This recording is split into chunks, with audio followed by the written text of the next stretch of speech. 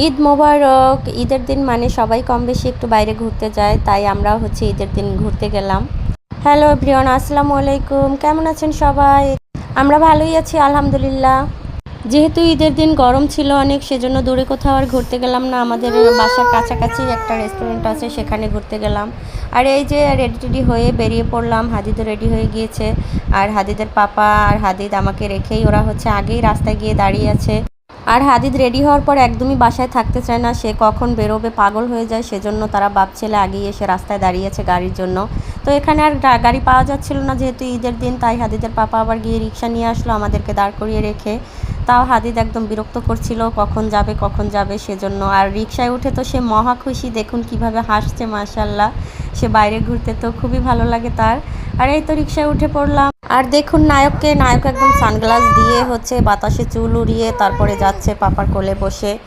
তো আর আমরা রিক্সা থেকে নেমে পড়লাম। এবার যাব আমাদের বাসার কাছেই একটা বড় রেস্টুরেন্ট আছে, এটা শেফ টেবিল কার্ড সাইড, মানে এটা একটু গ্রাম সাইডের ভিতরে আর কি। আমরা এখানে আরও অনেকবার গিয়েছি, আর কাছাকাছি গেলাম যেহেতু গরম, সেজন্য আর দূরে যাওয়া হয়নি কোথাও।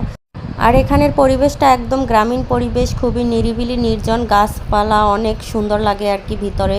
তো আমরা ভিতরের দিকে যাচ্ছিলাম। ঈদের দিন যেহেতু অনেক ভিড় ছিল, এখানে নর্মালিও সবসময় অনেক ভিড় থাকে, কারণ এখানের পরিবেশটা যেহেতু খুবই নিরিবিলি, সেজন্য সব মানুষই এখানে আসে একটু সময় কাটানোর জন্য। তো আমরাও গেলাম। হাদিদের দৌড়ানোর জায়গা আছে খুব খোলামেলা, সেজন্য এখানে আমরা চলে আসলাম। আর এই যে হাদিদ আঙ্গুল দিয়ে কি দেখাচ্ছে দেখুন। পাশেই আবার রাইডের ছিল, বাচ্চাদের অনেক রাইড ছিল, কিন্তু দুর্ভাগ্যবশত ওকে আমি রাইডে উঠাতে পারলাম না, কারণ অনেক লম্বা সিরিয়াল ছিল।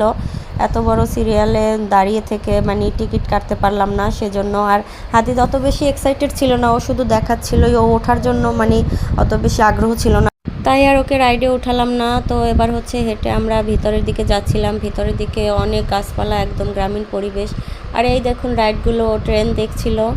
ভিতরে ছোট একটা সুইমিং পুলের মতো ছিল, যেখানে মাছ রাখা আছে। এখানে মানুষ নামার জন্য পারমিশন নেই, শুধু আশেপাশে দাঁড়িয়ে ছবি তোলা যায়। তো এটা একটু আমরা ভিডিও ক্লিপ নিয়ে নিলাম এখান থেকে, আর আমরা এখানে দাঁড়িয়ে একটু কিছু ছবি টবি তুলে নিলাম।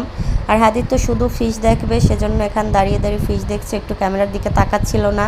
হাদিদের পাপা শুধু ডাকছে একটু ছবি তোলার জন্য, বাট সে ছবিই তুলবে না।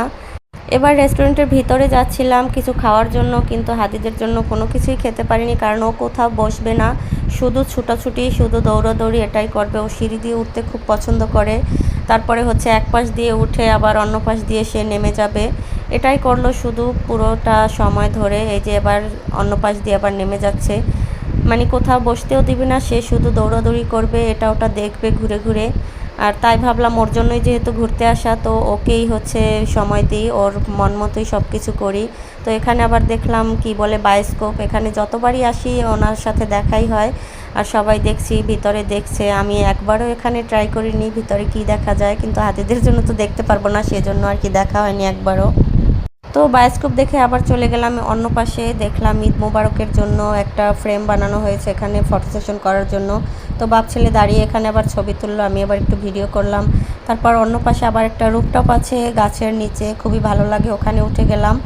তো হাদিদ এখানেও ছুটোছুটি করছিল, তাই এখানেও আর বেশিক্ষণ থাকতে পারলাম না, শুধু পাশে যাচ্ছিল দৌড়ে দৌড়ে এদিক ওদিক, ওকে সামলাতে কষ্ট হয়ে যায়, সেজন্য আবার এখান থেকেও নেমে পড়লাম। এবার দেখুন ভিতরে প্রায় সন্ধ্যা হয়ে আসছে, সেজন্য প্রত্যেকটা গাছে ঝাড়বাতি দিয়ে একদম সাজিয়ে দেওয়া হয়েছে। খুবই ভালো লাগে এখানের পরিবেশটা, গাছে একদম ভরা, মনে হচ্ছে যে গ্রামে আসছি কোথাও সেরকম। সবটা ঘুরে ঘুরে দেখছিলাম, তারপর একদম পিছন সাইডে চলে গেলাম। এখানে আবার বাচ্চাদের খেলার জন্য জায়গা আছে। তো এখানে সিঁড়ি দেখে আবার হাদিদ উপরে উঠে গেল, সিঁড়ি দেখলেই শুধু উঠতে চায়।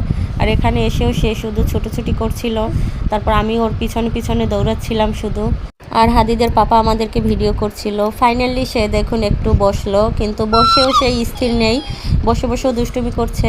তারপর ওর পাপার কাছে ধরিয়ে দিলাম, বললাম নাও তোমার ছেলেকে। এবার চকলেটের এরিয়ায় চলে আসলাম আমরা।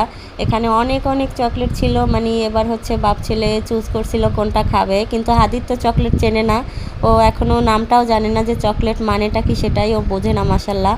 তো হাদিদের পাপা আবার চকলেট খায়, সেজন্য এখান থেকে নিয়ে নিল, কোনটা খাবে সেটা দেখছিল। এপাশেও অনেক চকলেট ছিল, তো এগুলো দেখতেই ভালো লাগছিল।